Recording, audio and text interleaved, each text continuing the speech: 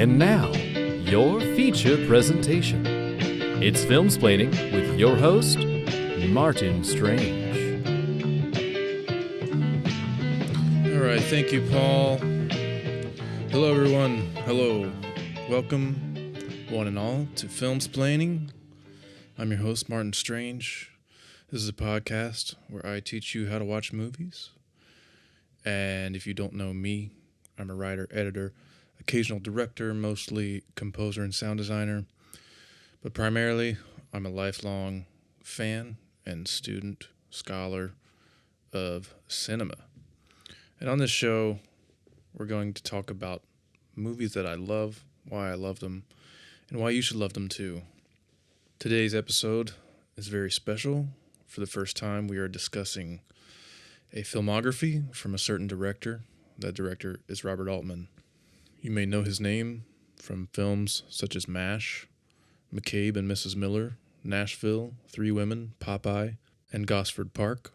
Robert Altman was a true auteur maverick film director who worked primarily in the 70s and the 80s, was often held in high regard along with other maverick filmmakers of that time period, such as Scorsese, Coppola, Hal Ashby. And my obsession, I should say, with this man's work was partly spurred on by a friend of mine here today to discuss this very important cinematic Bobby is another very important Bobby, my pal Bobby Kitchens. He is a musician, he's a songwriter, an actor, a playwright, and we have had many great, long, deep conversations about music and cinema and life and culture and the power of storytelling and what it means for the human condition. I think Robert Altman is probably one of the most important people to ever comment on the human condition. And so we had a great, long, interesting conversation about his films and the legacy of them and what they mean and possibly what he was trying to say. We got into it. We got really excited and we started talking over each other, and suddenly it was like we were playing a part in an Altman film. So in this episode, you'll have to forgive us for getting excited and speaking over each other. I tried to clean up as much of it as I could, and hopefully that will come through. So without further ado, my pal Bobby Kitchens and me discussing a legendary, very important filmmaker, Robert Altman. Here we go. So there's this really good, solid bit of text that I got out of the essay Radical Surfaces and Independent Means by Robert Kolker. Uh-huh. From the book that you sent me. Which I haven't read yet. I'm glad you did. Yeah. Well, I read about half of the piece this morning because it is quite long. But I'll just read this little bit of it because I think it's going to kind of perfectly set the tone for this conversation. Throughout the 1970s, he had been able to use the economic and emotional system of Hollywood filmmaking to the advantage of his work and the benefit of exceptional filmmaking. His one blockbuster was something of an accident, since Altman was far from its producer's first choice as director of MASH, but it provided the security for his future work. Producers were willing to back his films on the promise that he would make another enormous commercial success. He never did, but the promise allowed him to direct one or two films a year, made relatively inexpensively and returning relatively small profits. More important, he was able to make them under his own auspices and to elaborate within them, and from film to film, a consistent approach and point of view. Altman's 70s films are formally and contextually of a piece, so much so that once his style is understood, it can be recognized in almost any part of any film he makes. Yeah. And then it goes on to say part of that consistency, especially in the 70s, came from Altman's ability to create around him a dependable community of production people and players, a mini studio in which the logistics and complexities of his films were worked out among individuals who were familiar and comfortable with his methods and approach. That's well said. That's kind of like the whole thing. Yeah. how to be a rebel in Hollywood. Yeah, well, I was thinking about like reading that, and also just having been like thinking about the movies and thinking about there was always this conversation between him and Hollywood, but it was always like a fair weather friends kind of conversation. He's kind of gaming the system. Yeah. In many ways, I think he's using Hollywood stars and people of influence and like massively successful cinematographers and composers and sound editors, and but he's using them all in his own like little independent circus. Leonard Cohen songs. Yeah, it's almost like I wonder if he's the most successful independent filmmaker, if you could say that. Interesting. Yeah, like managed to be an independent filmmaker, but using Hollywood's money in a way that like the Coens probably did, later. Maybe. Yeah. I don't know, but I don't know. Maybe they had more success, or, he definitely had kind of blazed the trail of how it could look in one extreme. So, by then they look relatively tame, what they were pulling off. And that's also like, there's a parallel to be drawn there with like the shifting tones and also the ensemble casts. Sure. Yeah. What Altman pulled off is, it's just like nobody else. I don't know. It's so cool. Nobody else. Yeah. It's wild what he was able to do in that one decade, in like the 70s alone. Mm-hmm. He's somebody that I was like super aware of but not familiar with for a very long time. I had seen like a couple things, and I'd tried to watch a few things and sort of just got like a bit taken aback by the overwhelming nature of a lot of his movies. But when I asked you what you wanted to come on and talk about, and you suggested this, that was like a good, not that I needed an excuse, but that was a good excuse for me to like actually start to dig into the work. It's funny that I suggested him first. I think he's just been fresher on my mind because he's somebody who I'm kind of just coming to, but feeling like I know his work, or feeling like I've seen his movies, but actually not, because they've kind of been hard to come by. Like they're not as readily available, or like, I guess growing up, they're not as familiar and widely popular as other, filmmakers that have been around as long as he have.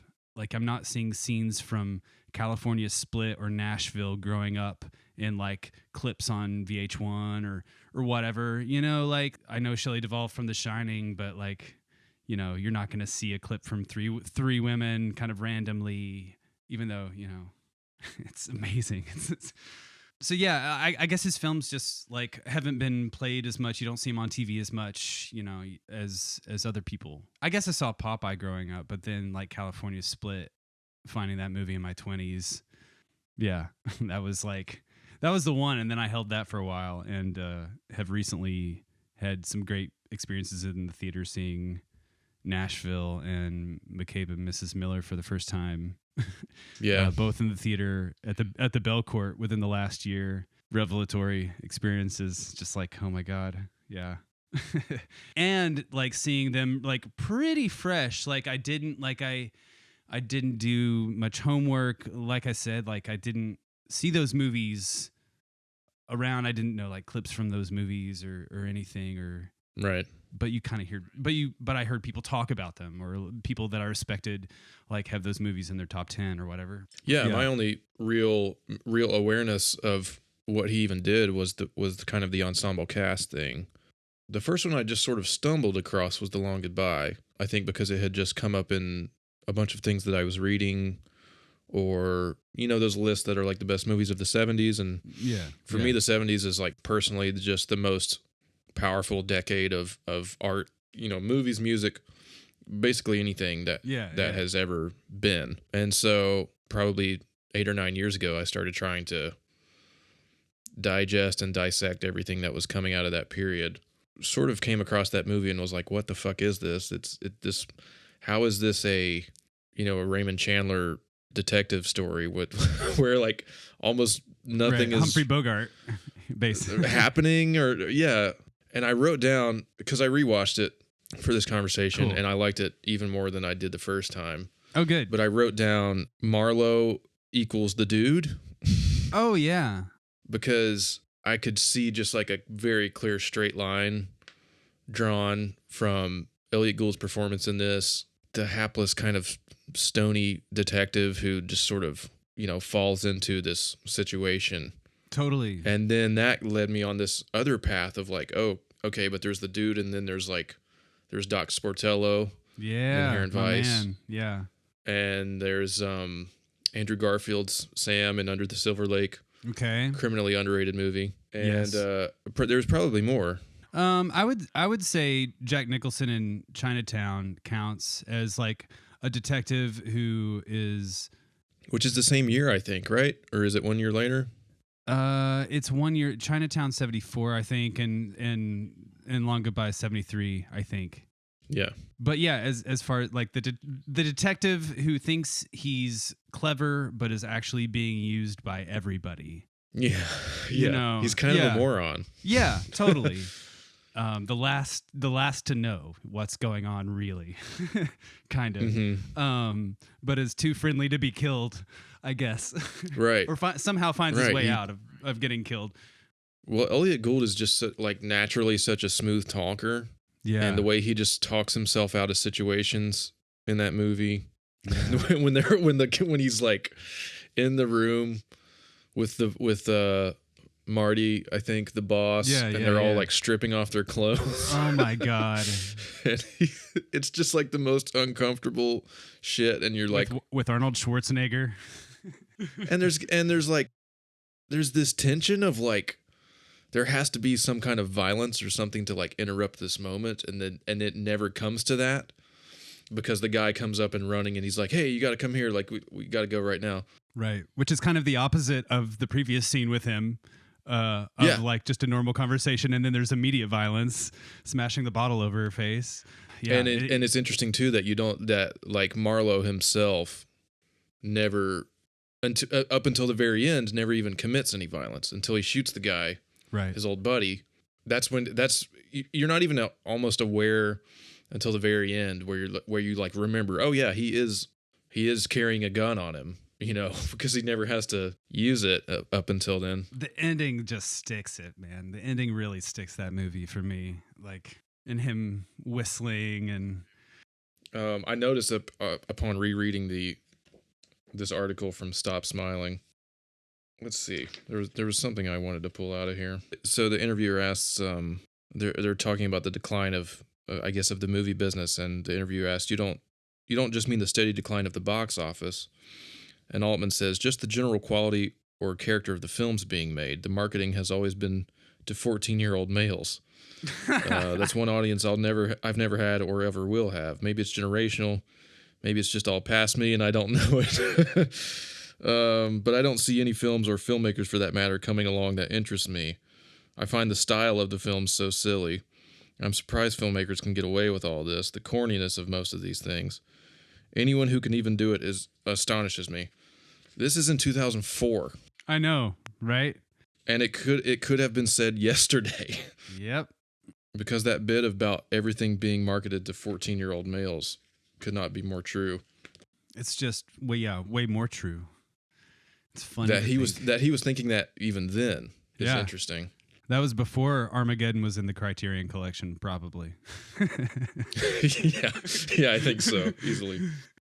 But you had said something about like being like Altman being active up until, I mean, he dies like the same year as Prairie Home Companion, right? Yeah, I guess he dies making that, and P.T. and Paul Thomas Anderson finishes it. Maybe, I don't know. Yeah, so there's a going back to this interview. Paul Thomas Anderson is hired as like the insurance policy. Okay, well he was what, a second unit for a long time. He's his assistant director. Okay, basically, I guess he and Altman met quite early. He says, I've known Paul since he started, and he's always been very generous about the origins of his work. Paul agreed to do it, which surprised and thrilled me. His girlfriend Maya Rudolph, who was pregnant, was in the film as well. So that made things easier. It worked out well. Yeah, he was hired as like, he's going to be your stand-in, and if you drop dead on this set, he's gonna finish your movie. which I guess in some way that kind of happened. But the PTA connection to me is really fascinating for a couple reasons. And I didn't even realize a few of them until I was watching Shortcuts this morning. Shortcuts is like Magnolia before Magnolia. Right. Okay. If you can even like think of it in that way. Yeah. It's these overlapping narratives of these characters, right? They're It's all like Nashville. Yeah, but more. Yeah. He said have you sorry, I cut in real quick, but like he said at some point he like arbitrarily numbered the amount of characters from Nashville to a Wedding from 24 to 48, which is a movie that I haven't seen. I don't know if you've seen that one, but I assume is kind of similar, but sorry, go on. So the player and Shortcuts come out in fairly quick succession. The player is kind of like considered his comeback more or less from the disaster of the 80s, basically, right? And well, I don't know. Well, as far as like he's going back to his stylistic roots. Yeah. And doing the same kind of like conventions that he was doing in the 70s, but this one's about like Hollywood, and it's about like I've got a good quote on that as well. The sort of like yin yang of those two movies. The player deals with upper level LA studios, stars, and executives. Shortcuts focuses on the middle class world that surrounds them. That's from Michael Wilmington in an essay called City Symphony that comes with the Shortcuts Criterion Blu-ray. The thing that I kept drawing comparisons to Magnolia watching this movie, because there's this framing device of everyone's watching the news, and one of the characters in one of the stories is like a news anchor. These characters' lives start to interweave and overlap over each other. There's lots of like infidelity going on, but there's this general thing that's like kind of connecting these people over the sprawl of LA, which is also where Magnolia is set. They both also have Julianne Moore in both movies, which I thought was kind of fun. But I really want to go back and watch Magnolia again just to see, because it's so clear that he drew so much from. Well, he's like a devout Altman fan and draws from him in everything, but particularly for that movie, super obvious. Another quote that comes from that same essay is LA is a community of the isolated. I think that's pretty profound, because he sort of makes movies about like large groups of people who are isolated from each other or from their surroundings, but then they end up sort of like finding common ground or finding themselves in the other. I don't know how to describe it because it's so like, yeah, I mean it's hard to sum up. The way he has such compassion for his characters and is also just so brutal. Yeah. His point of view is consistent though with like kind of what you're saying about, I don't know, it's like a consistent point of view from Nashville to the player to McCabe, whether you're in the West or you're in Nashville or you're in LA or, Kansas City. It's kind of a brutal, people needing each other, people double crossing each other, big drama, but played out, in kind of the everyday. I don't know. It's fuck. Yeah, his stuff is blowing my mind right now. It's been nice to revisit all of this. I mean, me too. The sense of like place is a really interesting thing, I think. Because he's almost kind of telling you that everyone's the same everywhere. Yeah. Regardless of like little idiosyncratic differences in your environment, people are always going to be butting up against the forces of everyday life. Yeah. Collage films was a way I saw them described, which I think is pretty perfect. Especially something like Nashville. I mean, Nashville. So you and I watched California Split in Nashville. Mm-hmm. Yeah, Nashville. Yeah, not quite anthology, but yeah, collage. A Charlie Day board of character, a Charlie Day meme board of characters. Pepe Sylvia. Yeah. Nashville feels like a Fellini movie to me. It feels like Southern Fried Fellini. Such a farce. Nashville and the player feel linked. Mm-hmm. Those two movies feel linked and cynical, and it feels cynical, but also a little bit, I don't want to say hopeful, but there is this idea of like everything's gonna be all right. You know? It don't worry me. That could be interpreted in a couple different ways. A million different ways, and I love that. I want to talk about the actress that's in both of those films that we just mentioned, who plays Sulene in Nashville, and oh no, she's Barbara. Everybody's named Barbara, right? Right. She's amazing. She's amazing, and she's like, she's doing something that is just like insanely realized. Yeah. Really, really heartbreaking. But I mean, both performances are just kind of devastating in this quiet way. It's almost like she just walked off the street. Right. And I can't remember her story if he did find her somewhere. I mean, he found Shelley Duvall as a waitress. He found, Marty's girlfriend from The Long Goodbye as a waitress. Like, hell, one of the villains in McCabe he met in Spain and is like a fucking real estate developer. Like, it's just crazy the people that he pulls together. Wow. Yeah, like, and you would think he was like a trained British actor or something like that. They talk about how he was like physically shaking between takes. It's amazing the kind of the people from different worlds that he can pull together and have live in the same world, believably.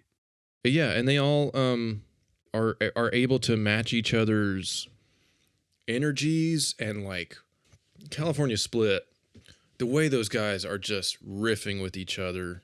It's like it might nonstop, and there's no hiccups. There's no like, are we saying the right thing? There's not a single moments of hesitation.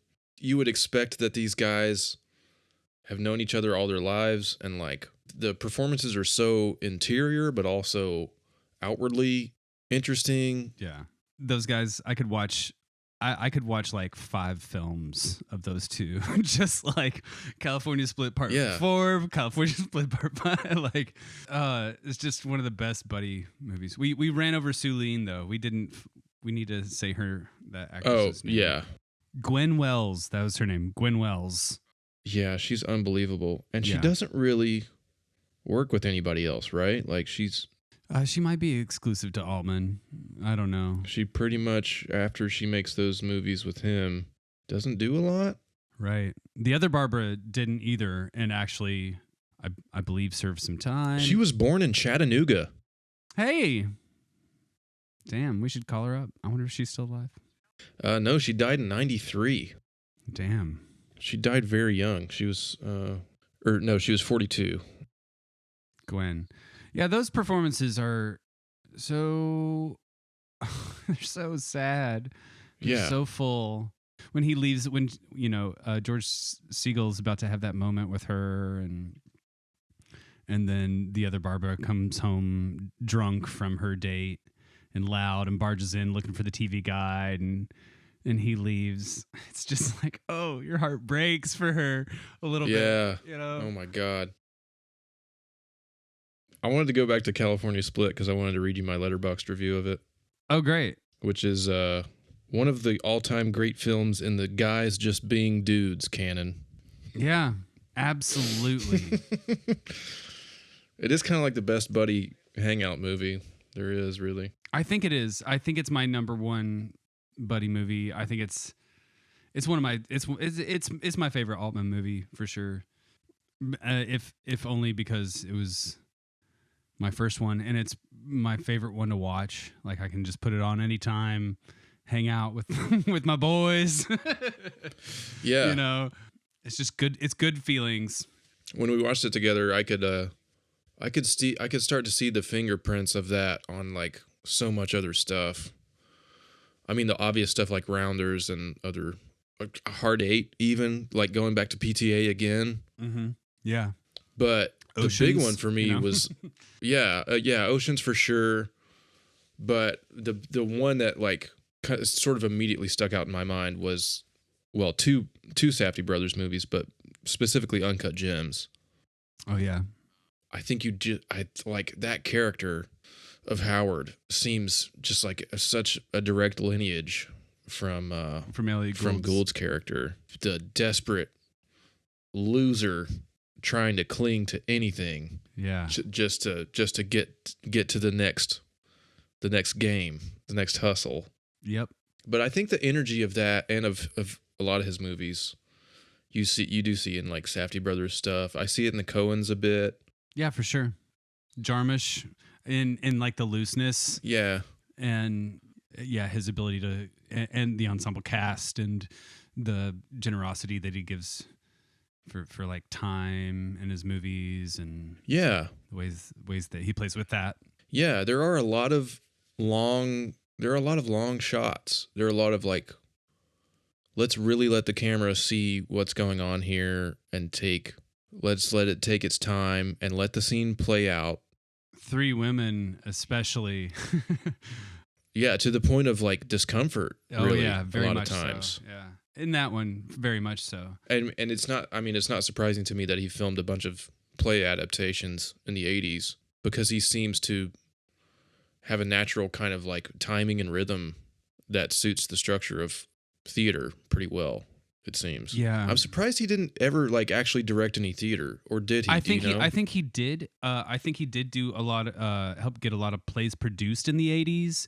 Okay. You'd have to fact check me on that, but I think that's kind of what happened was like after that run in the 70s, you know, and after something like Three Women and that all those movies that were brilliant and, you know, just somehow for whatever reason didn't win Oscars, they would win, you know, they would win at Cannes or they would win at, you know, New York Film Critics, you know, blah, blah, blah. But I mean, MASH won the Palme d'Or at Cannes. Yeah. That's like, well, that's astounding to me. Maybe MASH won the Oscar. I can't remember if it did, but I mean, MASH is his only real hit. Yeah.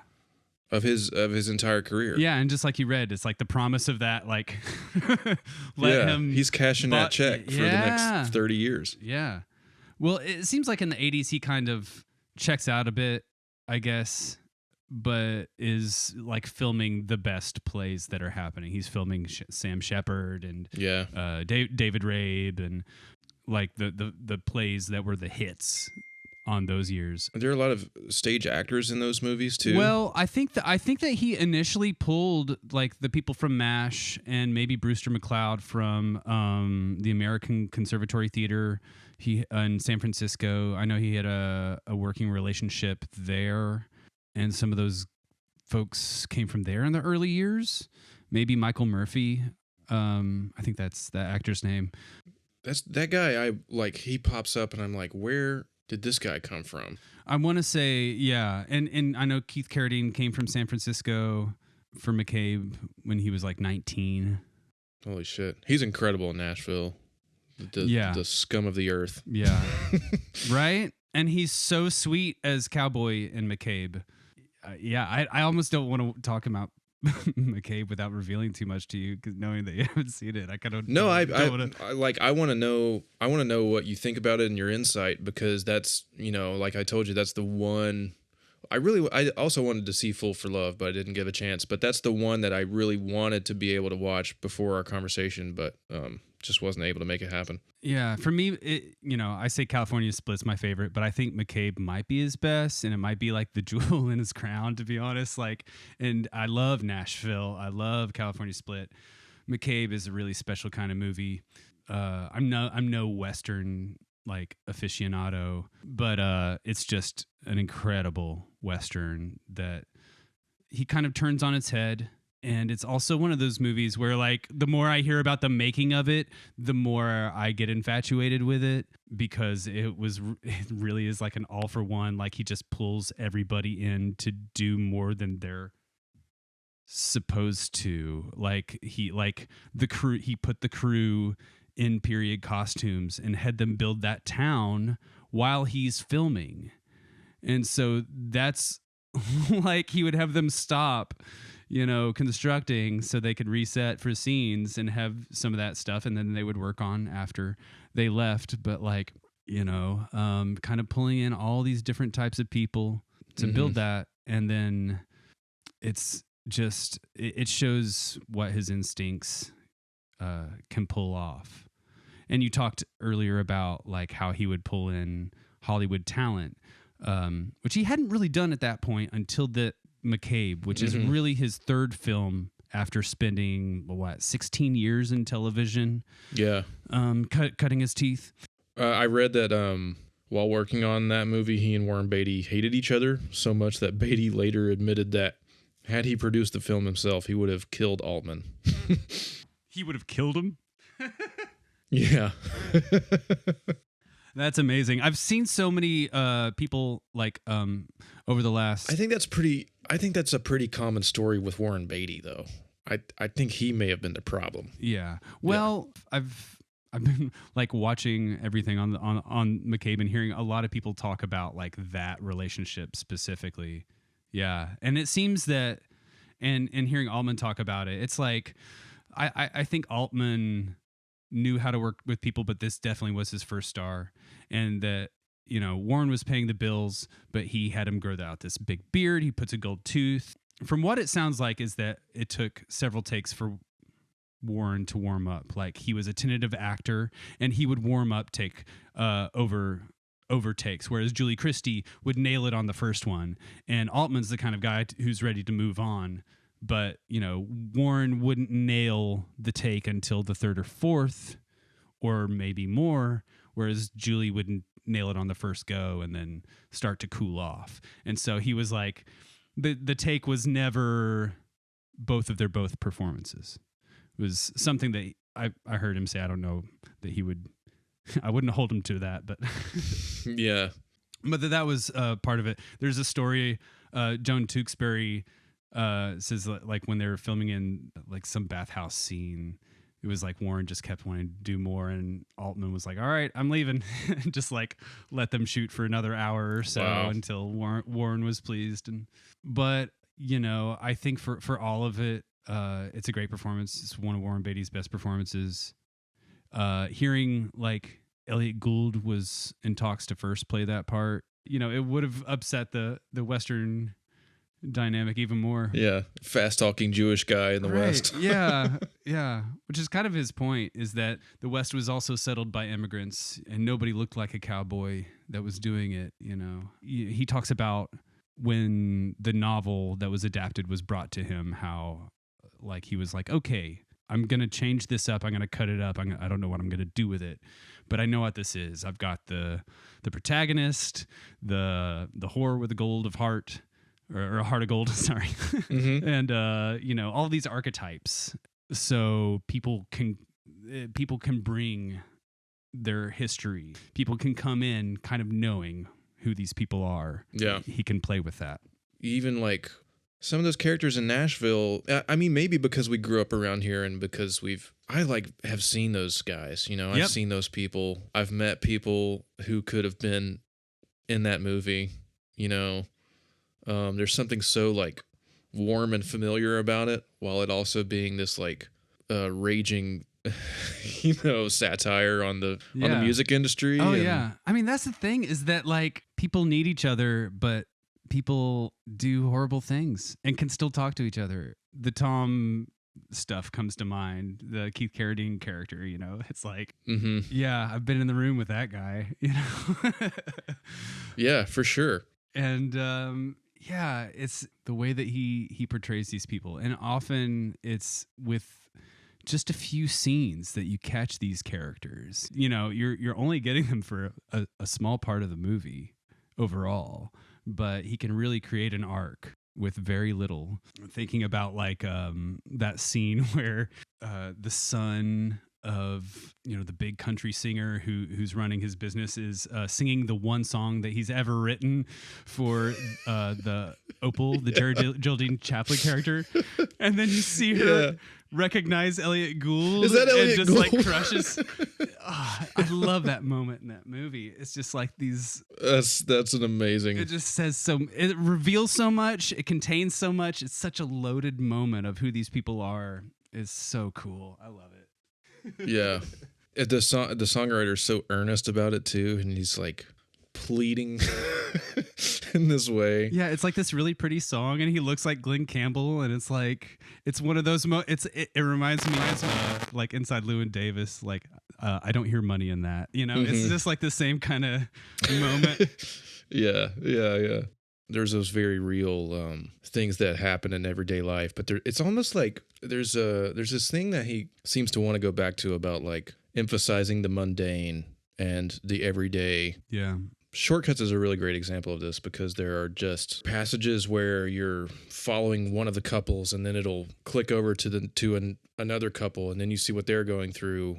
And it's all this like very mundane stuff that is, you know, just like someone's doing the dishes or someone's like taking out the trash and they're having an argument during it. And you just like really start to feel how keenly an observer of like humanity that he is.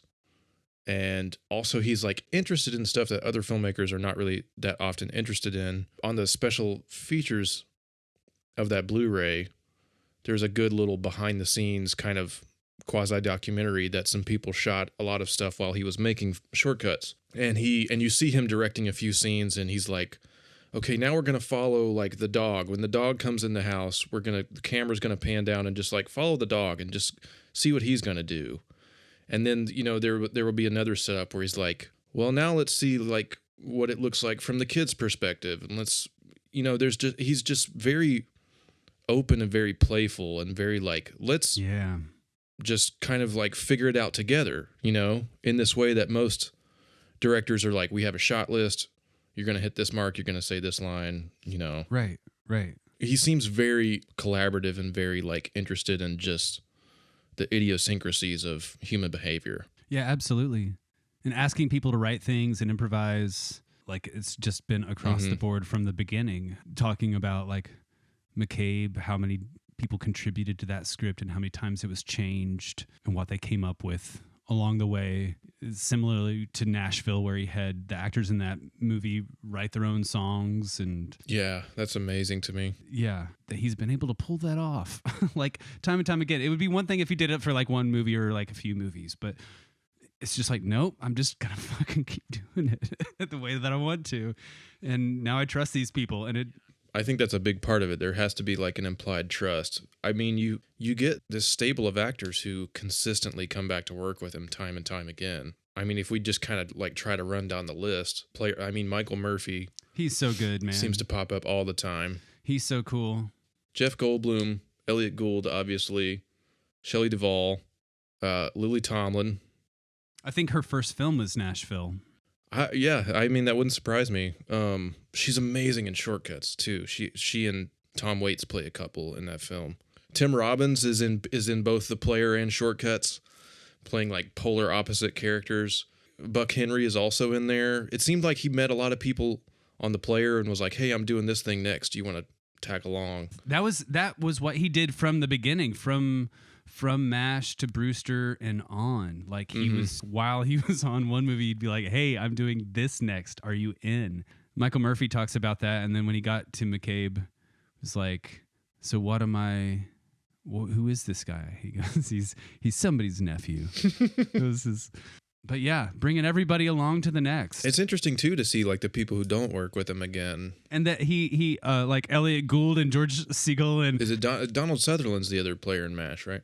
Oh yeah. Well, apparently Donald Sutherland and Elliot Gould went to the producers and tried to get him fired off MASH. And he didn't find out about it until a year or so after it came out, and they've been apologizing for it basically ever since. But yeah, they tried to get him fired. They were like, "This guy doesn't know what he's doing. He's overlapping dialogue. The actors are talking over each other, you know." So that's something we should talk about too, because I feel like that's a stylistic choice that really just kind of explodes the form in a very particular way. Yeah. The naturalistic sound, the naturalistic dialogue of like, you get absorbed in the world that he's presenting to you, right? Because it sounds like daily life sounds. Yeah, before Hollywood movies sounded like that. Yeah, it throws you off to hear people talking over each other, like we just were, you know. Yeah.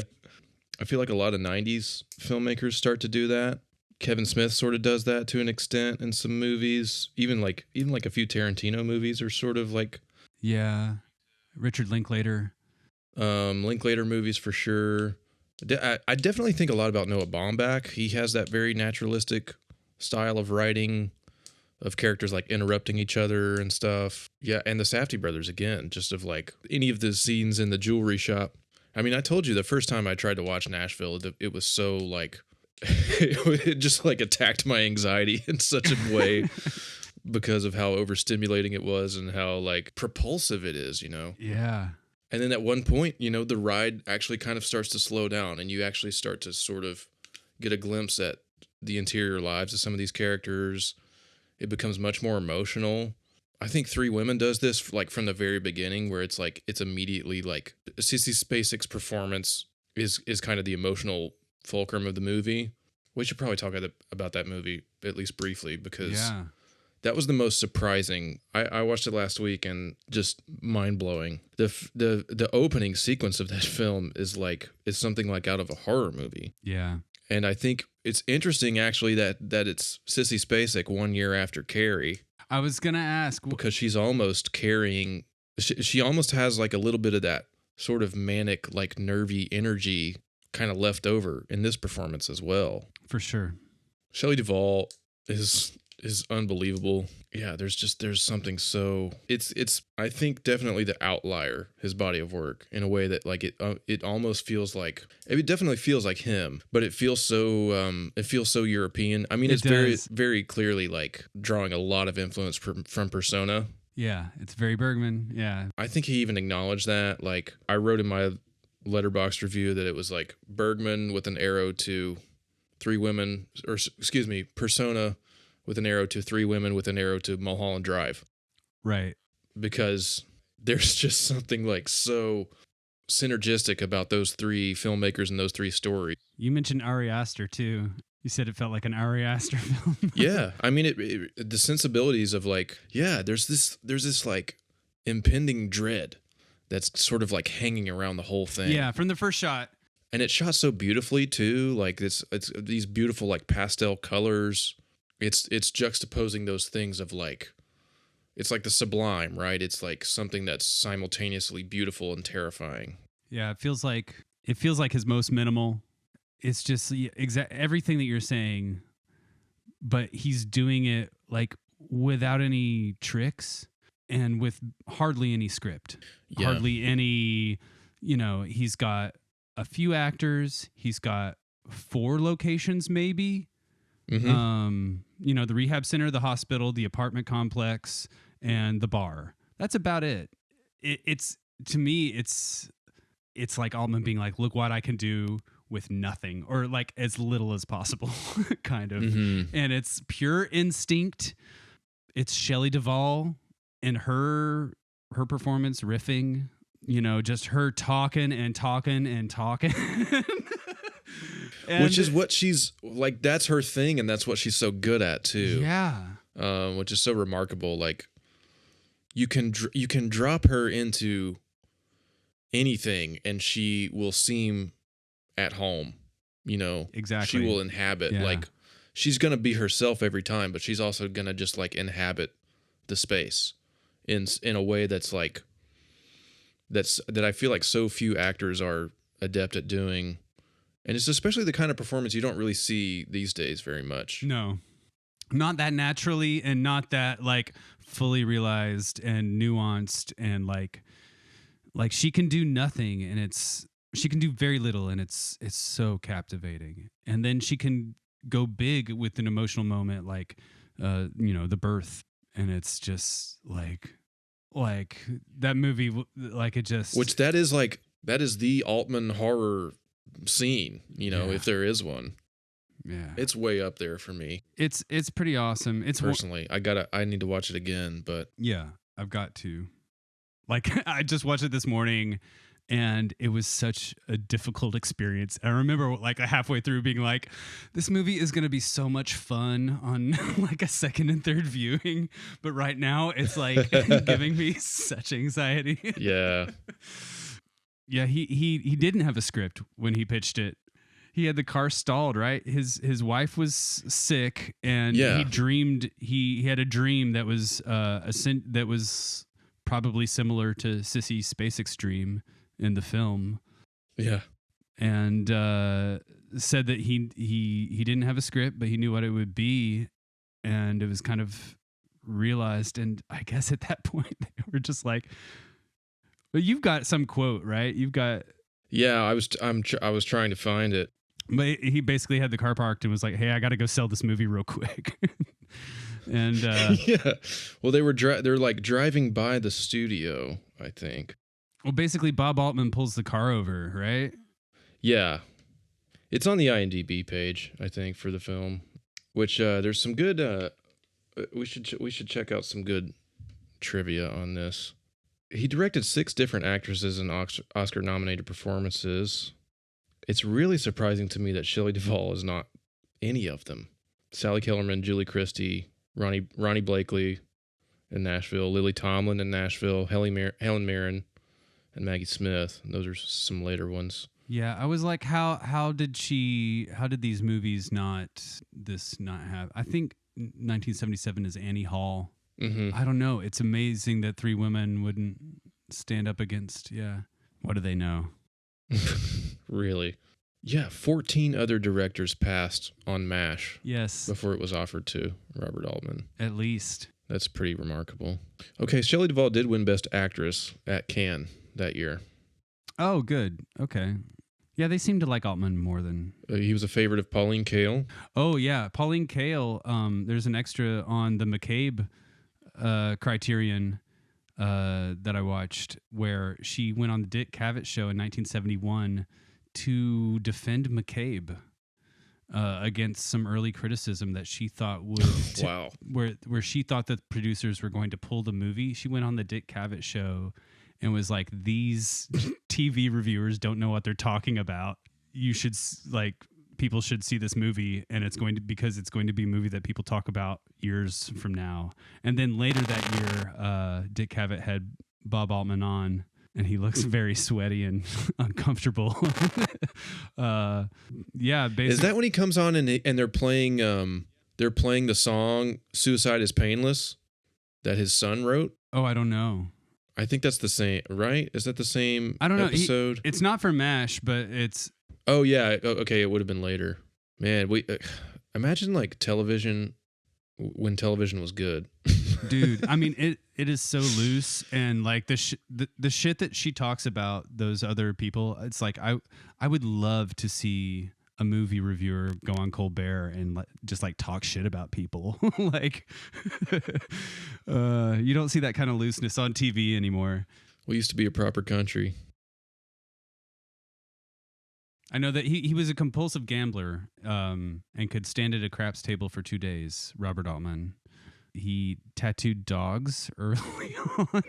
Oh, yeah. Tell me about that. There was so in the Altman, that's in the book? In the Altman on Altman book, yeah. In his early life, he had a job where basically like before there were chips and dogs, one way that people like created a catalog, of directory was tattooing on their dogs, and he was a dog tattooer, and then became like the vice president of the company, which got sold to some dog food company.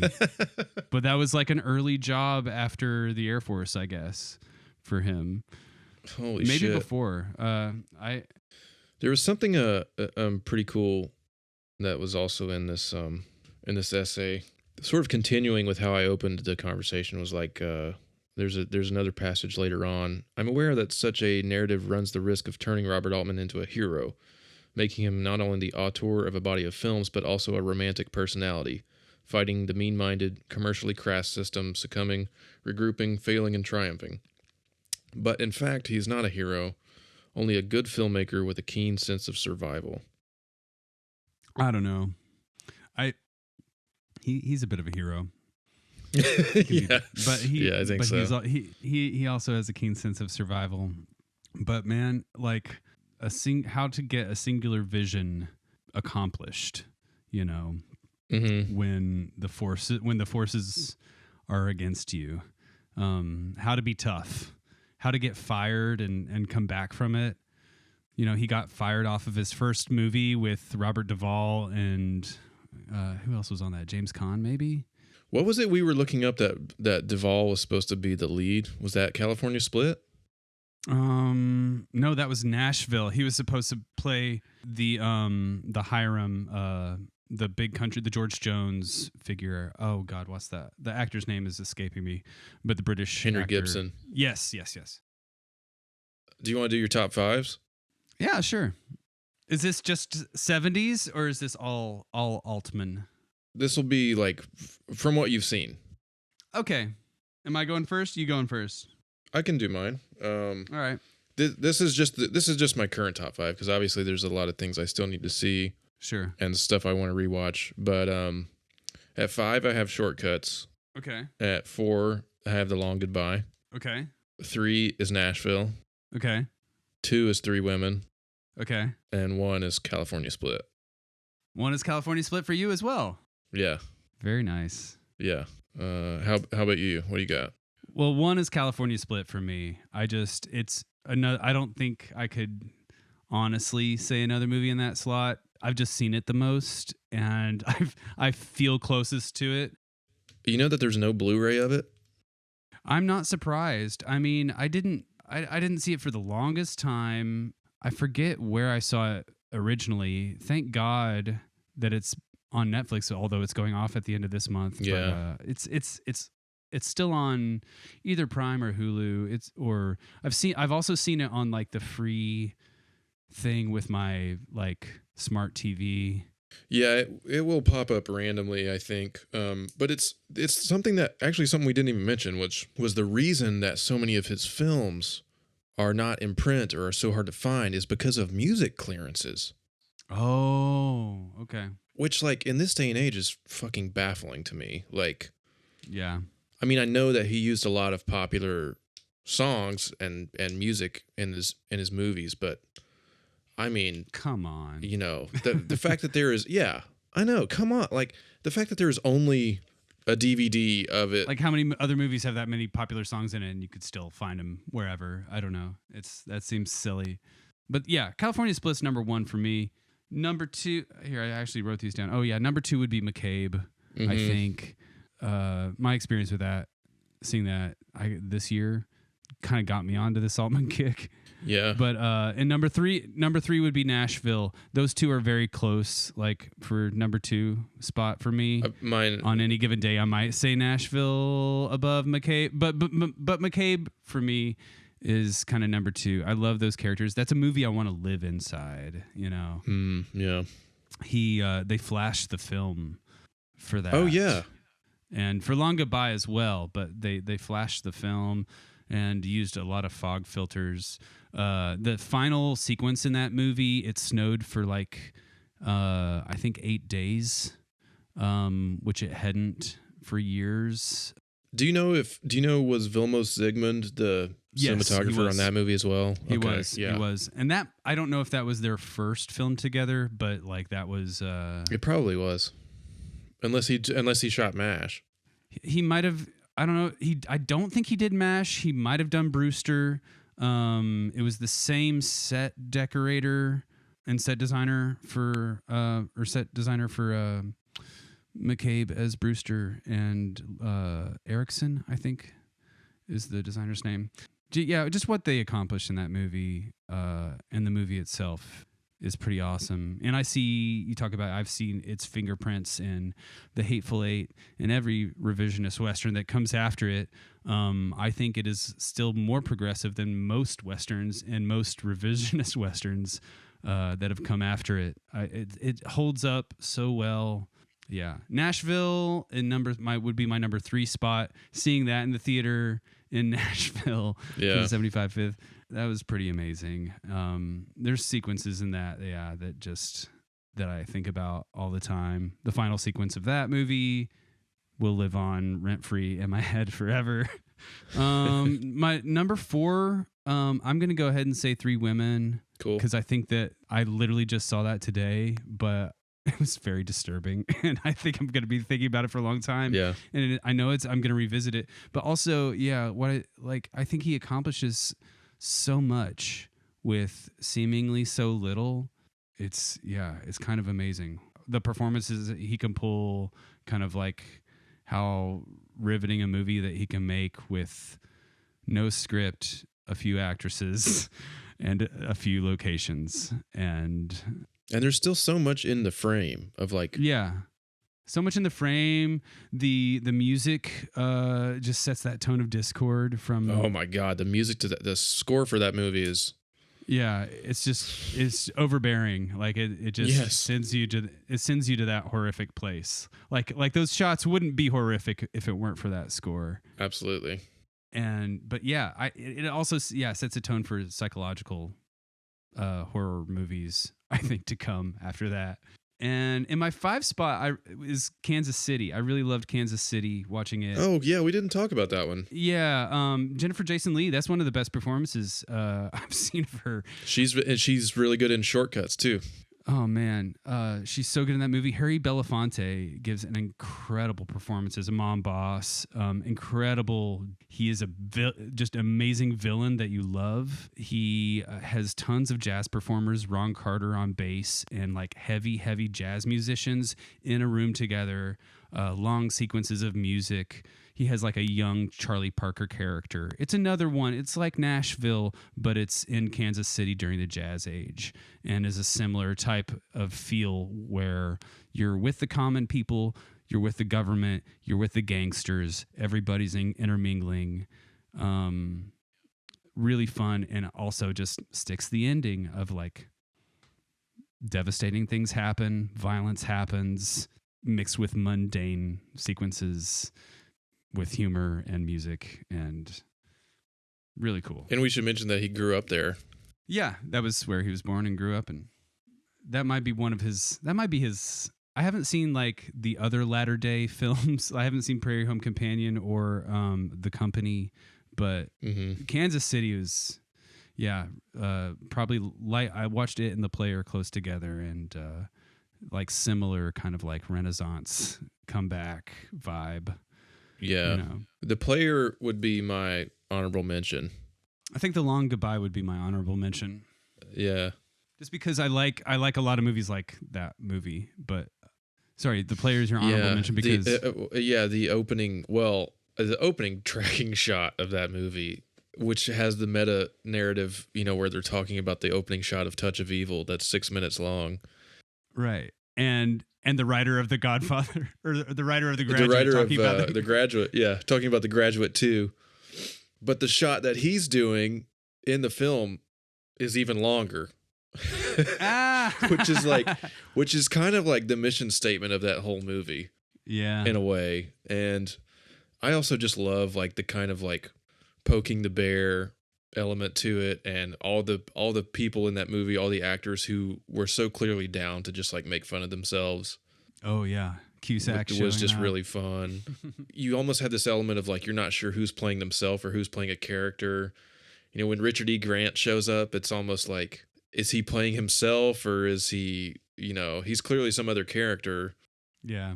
Peter Gallagher pops up, and all these people who were just like kind of on the fringes of everything.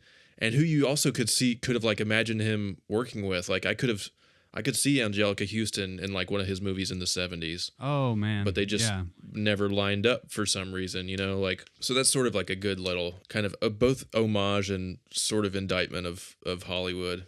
What's the one that you want to see the most that you haven't seen yet? I guess MASH and Brewster McCloud. I guess the early two. Yeah, probably those. I don't know where you can find Brewster McCloud. I'm sure you can. What else? Anything we missed? I don't know. What character would you want to hang out with the most? Oh my God. I guess Elliot. Besides Elliot Gould in California Split. Well, it's maybe all of Elliot Gould's characters. I probably. Well, did I tell you my theory about Jeff Goldblum in Nashville? I'm not sure that he's not in it. That he's actually. No, I there? think he's Hal Philip Walker. Oh, interesting. And he's just hiding in plain sight. Interesting. Which would also make sense why he doesn't say anything. Why the character never says anything, because he's talking throughout the entire movie. He would be cool. I really, so many characters in that movie specifically. Yeah, Marlowe, I feel like would be a fun hang, although probably a bit of a bummer too. Yeah, totally. Harry Belafonte would be fun to hang out with until he like knifes you or has his men do it for him. I don't know. I probably couldn't resist Elliot Gould in California Split. What's the line you told me where you were like, any guy who has a broken nose in a movie, it's going to be a great movie or something like that. Is it gonna be, any movie with where their character has his nose broken it's a good movie. But also specifically like taped up like he does in that, with the black eyes. You broke it clean. It's the best punch I ever took. Where do you live? Oh man. The great line deliveries. A lot of great lines in his movies, especially for, a guy who didn't really write that much stuff down. Right? Who knows where does Elliot Gould begin in the script, end? Yeah. Well, I think I think we did it. Okay. Yeah. Hell yeah. Man, it was great talking. Great talking. Thank you, buddy. Thanks for doing it. Yeah, absolutely. All right, there you have it. I hope you enjoyed this conversation that I had with Bobby Kitchens on Bob Altman. If you're interested in Robert Altman's filmography and his work, if you're looking for a way in to his movies, I will have a list on my Letterboxd page at Martyn Strange of all the films we mentioned here today in chronological order. I want to thank you for tuning in this week, and thank you to Bobby and to my announcer, Paul. I'm going to let Paul take us out. Until next time. This has been Filmsplaining with Martyn Strange. We hope you enjoyed the show. Till next time, happy viewing.